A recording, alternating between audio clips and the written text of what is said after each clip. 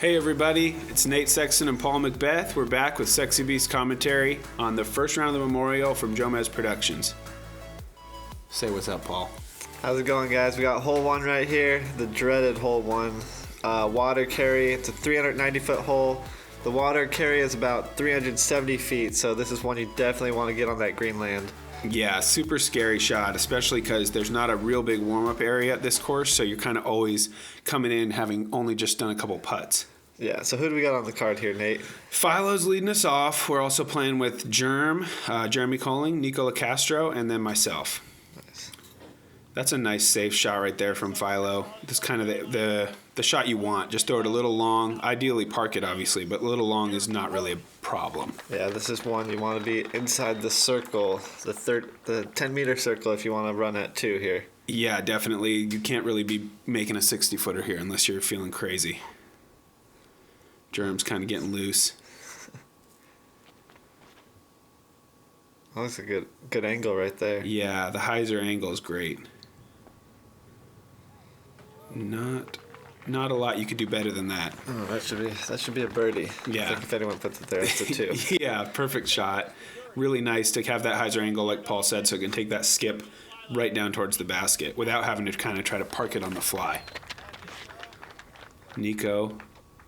Got that hat again. He's got that hat. He's liking it. I'm not brave enough for it, but it's cool. Ooh, that looks low. Yeah, he went with that same hyzer, but too much hyzer. So now he's going to have to re-tee with the one-stroke penalty. Yeah, that's the one thing you don't want to do on this hole. If you're short, you have to re-tee. Yeah, if you hit the wall, you get to move up, but if you're short, that's bad. And I'm stepping up here after watching Nikko do that. I was thinking to myself, like, you better not throw this in the water. Get the little disc flip there, nice. Got to do it. That looks good right there, nice and wide. Yeah, I was trying to play, I wanted to kind of get something like Germ, but after seeing Nikko's go in the water, I just decided to pound it like 90 feet long. Play it safe. Safe, happy. So this is his second drive. Got it up in there a little bit more. Yep. Oh, again, short. Yeah, really surprising mistakes from Nikko there. And now he gets to move up to this drop zone, so he's probably taken 100 feet off the hole. Yeah, but it's not much easier. I think it's actually a little harder angle. Yeah, because the skip takes you towards the water just like that. So really a nightmare start for Nikko, putting for 7 from that spot. Nate with just a nice little layup right there. Yeah, just trying to slide it down the hill a little, not get too crazy. Probably going to see the same from Philo. Yep. Guaranteed 3 from that distance. This is for a 7. Nikko for 7. He hit it, and to his credit, he kept his cool here, even though that's a pretty tough way to start a big tournament like this. That's about as bad as it can get. Yeah. To start this event. Nice birdie from Jerem. Yeah, perfect. A few putts for par here. Looks pretty calm out there. The weather was, have you ever seen it that good? No. I thought the weather was really good. Yeah, it's about as good as it can get for us. Look at even the water's pretty still. It's glassy. It's perfect. Man, look at that still shot. I don't think my beards ever looked better. So we got Philo and Nate with pars, Jeremy with the birdie, and then Nikko with the tough 7. There. Ouch. All right, so hole 2, one of the only 2 par 4s on the course. 703 feet. The drive's definitely opened up through the years. It seems like the forehand's the play, just to get it out there a few hundred feet, and then you take your chances on the second shot. Yeah, the second shot is kind of similar to hole 1, where it's sloping towards the water. It's kind of a theme of Fountain Hills. Jerm went with a destroyer here. He said right away, oh man, that thing's overstable. So it must be kind of, all his destroyers are new to his bag with the new sponsor, but that one kind of surprised him. Yeah, but it was the safe shot, so yeah, can't complain about that. And then Philo with the low hyzer route. That's a real Southern California line, I feel like, that low shot. Yes, definitely. The grass has been shorter in previous years, so I kind of started going with the forehand like you. But yeah, Philo just threw the nice little low hyzer. I was scared. I threw that lower than I wanted, but it ended up going really far. So no problems once it got down in bounds. Then there's the third route right there, that nice high hyzer, wide and around, and didn't get the friendly bounce. Is that safe? Yeah, he's safe. They're all kind of right next to each other, those three guys, and then mine was up the fairway a little bit. Okay. Going with the straight approach right there. Yeah, this was an impressive shot. Just outside the circle. Yeah. I'll be looking at birdie. And then Nikko, I don't think these banners were messing with his run up too much.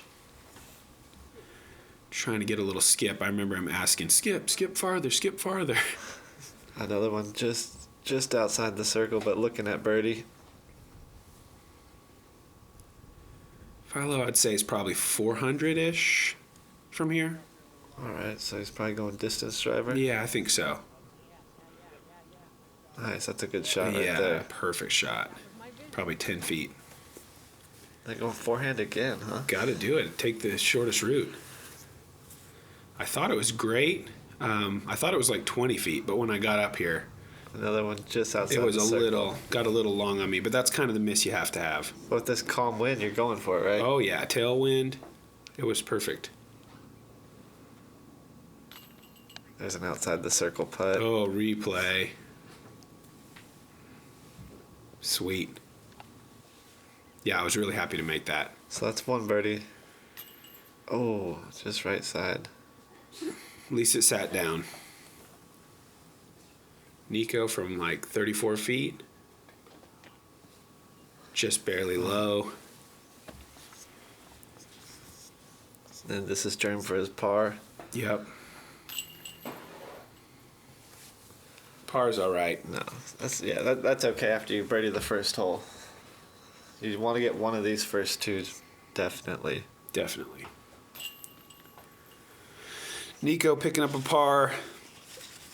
Not too happy to miss that makeable putt, but again, he'll move on. Philo tapping in for birdie. Yeah, Philo with a textbook play of this hole. So 2 birdies and 2 pars. Yeah, moving on to hole 3. Aside from Nikko's bad first hole, pretty much what you'd expect starting this round. Yeah. So hole 3, 294 feet, OB on the right the whole way, and then a walking path kind of coming in right there towards the end with a little spray painted. Yeah, there's a couple little OBs there on the left, even short of the path, right? Yeah, that's kind of sneaky because you can't see that off the tee. Yeah, I feel like you can kind of attack this any way you want. As I usually do, I prefer the forehand. Looks like he's just going with this smooth rock up the middle. Oh. Yeah, it got really straight on him. Really made those guys dance a little. I don't think it had much chance to come back in, but I don't know his disc, so it looked like it was kind of starting to flip. Ooh, shot tracker. Let's follow the flight here.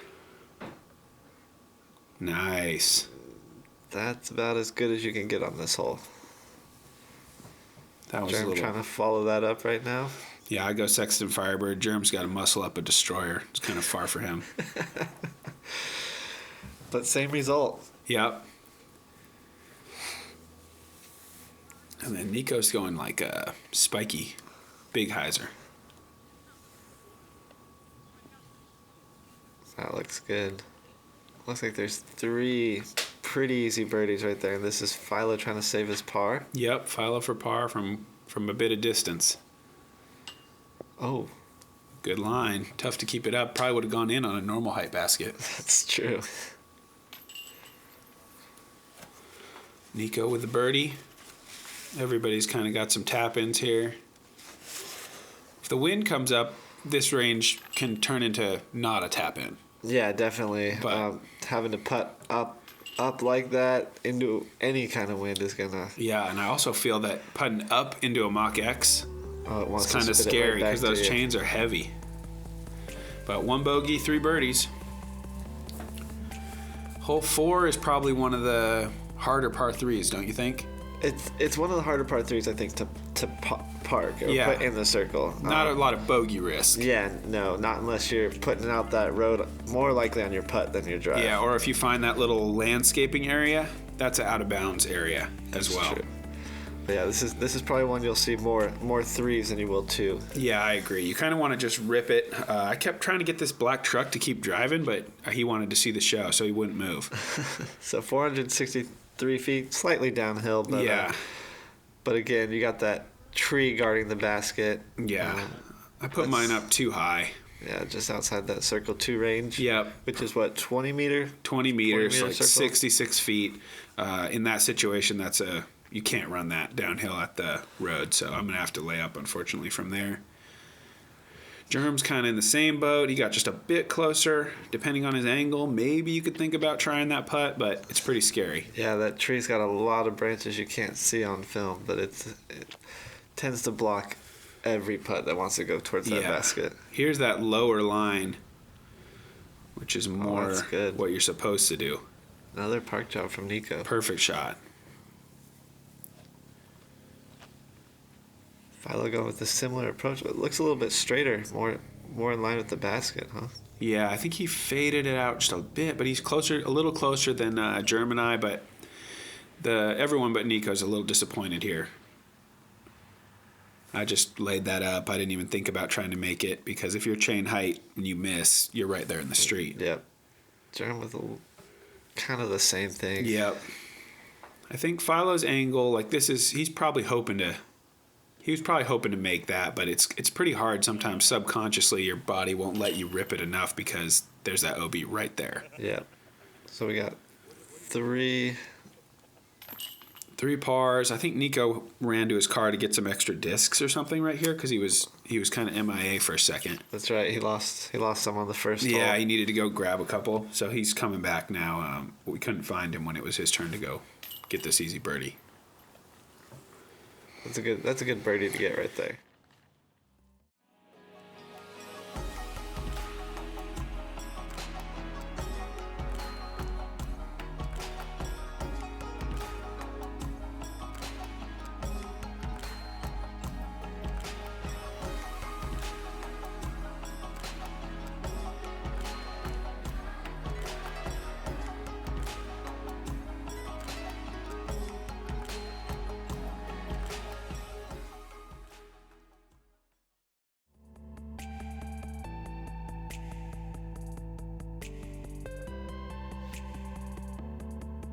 So now we got the little walk over to hole 5. It's a kind of a technical par 3.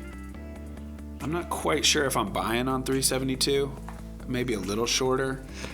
Yeah, I can agree on that. It's just the low ceiling right off the tee pad, and then the only things you really have to deal with is the road on the right, and then that walking path right there. That's less than 20 feet from the basket. Yeah, and we were trying to figure out if that's really out of bounds or not, right? It is out of bounds. Oh, it is. Okay, yes. We got that figured out. Yes. So the map was a bit misleading. But the walking path over there, that little barbecue area, that's all out of bounds. But if you're beyond it, you're safe.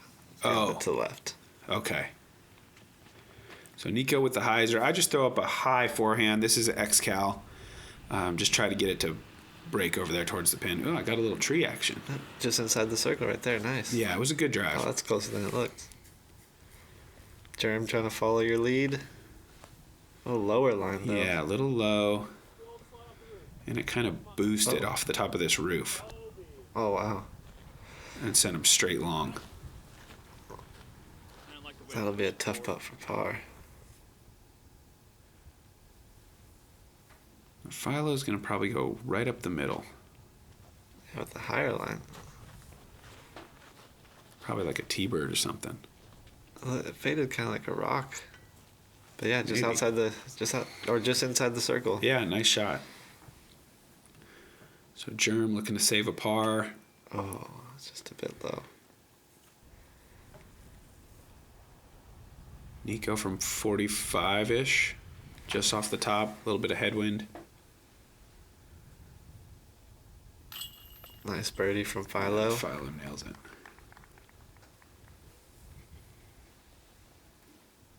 And then we got you with a short little birdie putt here. Yeah, but look out. I let that headwind get under the putt a little. I kind of got up there and was just like, just pound it in there, throw it hard. The Mach-X will catch it. But I let the nose get up and unfortunately missed a pretty easy shot. So we got a birdie, a par, and a bogey. 2 pars. 2 pars, yep. Pretty competitive start.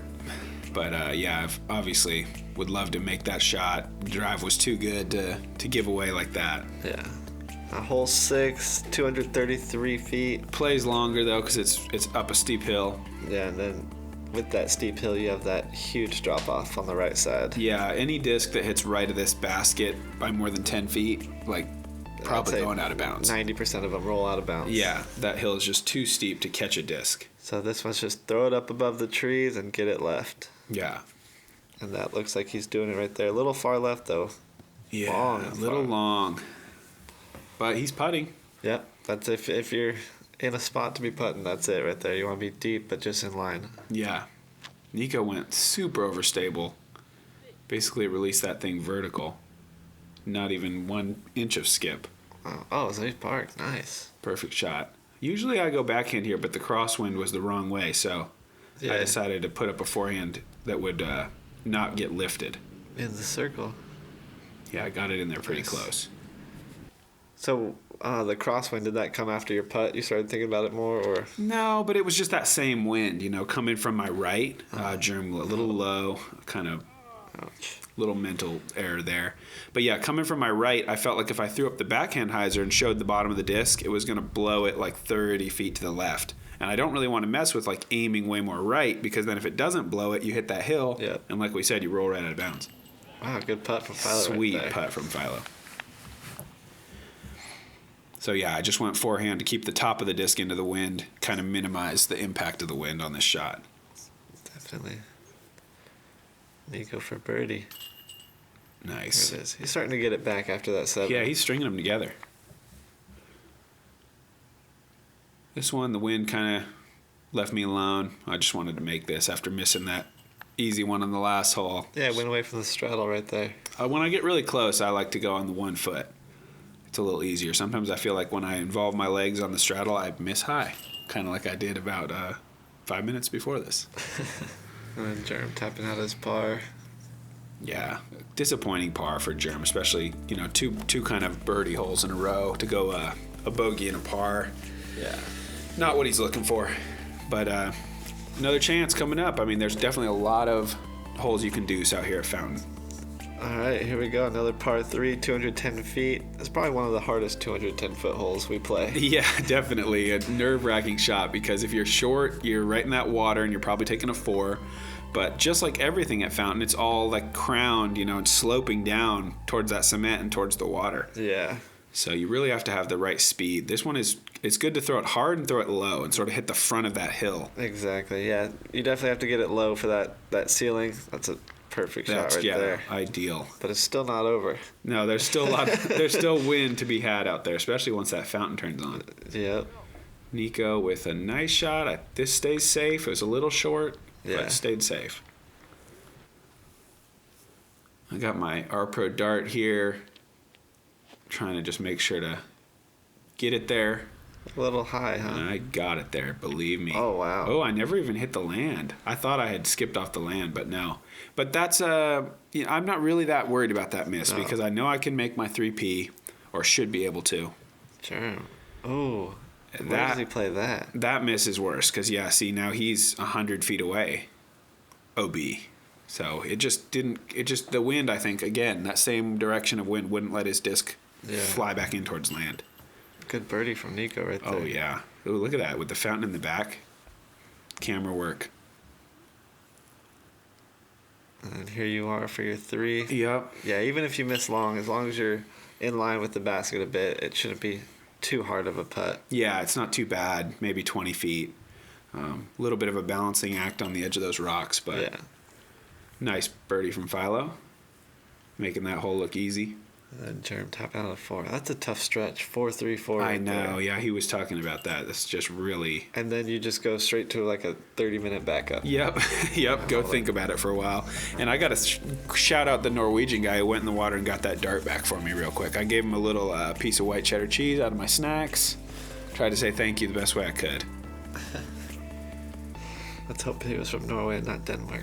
He was Norwegian. All right. They were on Facebook Live. They were getting it out live on Norwegian Facebook, I guess. Nice. Now here's the second par 4, 570 feet. This is kind of one where you just gotta throw a huge hyzer off the tee, and then it's really the approach shot that kind of makes it a little bit challenging. Yeah, you can pretty much throw this hyzer as far as you want. It's pretty unlikely that you're going to find OB down there by the water. So that's a good play from Philo. He's going to be looking at the pin from there, downhill, maybe like 200, 250. Yeah, just dropping on the peninsula. Nikko with wow, that's pretty far left. Yeah, but there's a lot of land down there. Like he definitely moved it more left than you usually see, but still not that close to the water. Yeah. Just another big hyzer over the top. Yep. Right in between the two shots. Yeah, and this is exactly where I want mine to go. Right by that dead bird. Poor little bird. Jerem's just going to try to rip one here. Oh, wow. Yeah. Maybe going for a little too much, maybe just a misrelease, but I really feel like, this upshot's not that bad if you just put it in the normal landing zone. So going for a ton here, I don't know if it makes a lot of sense. I mean, if you really get it down there, I guess you could jump putt across, but again, with the way that slope is, if you can just kind of hit just short of the basket, Philo's kind of doing it here where it slows the disc down. It just filters towards the basket. Yep. I'm trying to hit this just short, but I kind of landed it right at it, so I got a little bit of a putt. Yeah. But in the circle, that's all you want. Yep. Nikko going with the low approach. It's probably the most common approach right there. Yeah, he hit front side again, so he just barely he's right by the cement. Nice putt from Durham there. That's a great birdie right there. Yeah, I know. From blind. Yeah, anytime you're approaching this hole blind where you're that short, it's pretty scary going for a green this small when you can't see the basket. Yeah, good putt right there, Nikko. Yeah, that was really nice. Looking like you guys can have a star frame here, huh? Yeah, we've definitely got a chance at it. See if I can deliver. And you sneak it over the front. Squeaked it in.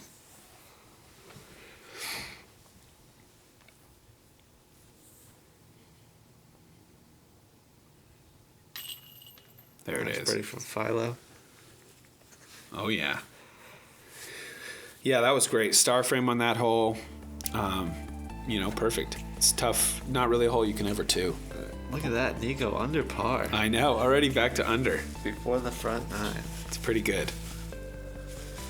So now we got hardest hole on the course, don't you think?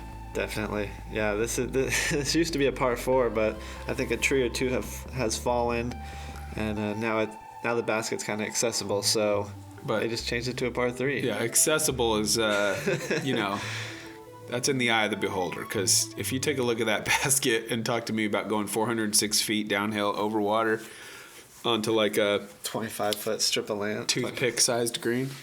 Philo looks like he's doing it. He is. Let's see. Oh, a little deep. Green flag. Nice. Thought of that. That looks like a layup zone, though. It's like, it depends how you're feeling, I guess. Nikko's going for it as well. Yeah, he told me before this hole he's going to deuce it. That's a good line to deuce it. But deep, does it stay safe? It did stay safe, but he's outside the circle one. Looks like you're just laying it up out there to the right. Yeah, it safe. I try to go right in between these two trees, just like that. That's right where I want to go. I'm not really looking for more.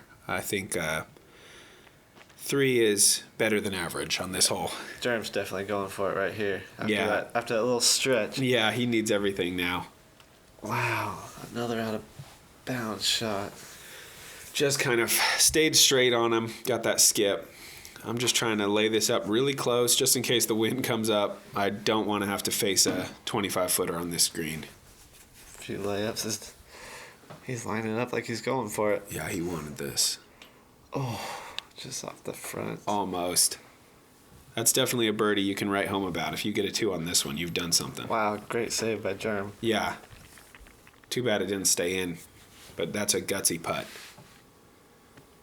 I like that slow-mo. He's looking good. That USA Olympics shirt. With the gold writing, huh? Yep. So just some routine pars from the three of us and a fancy par from Germ. Yeah, that's true. That's about all you can ask for on that hole. Yeah. All right. Well, that kind of wraps up the front nine for us. Thanks for joining us. Thanks for watching the Jomez Productions coverage here on YouTube, and we'll see you guys for the back nine. I think those should be some exciting stuff coming up. Definitely 4 players under par.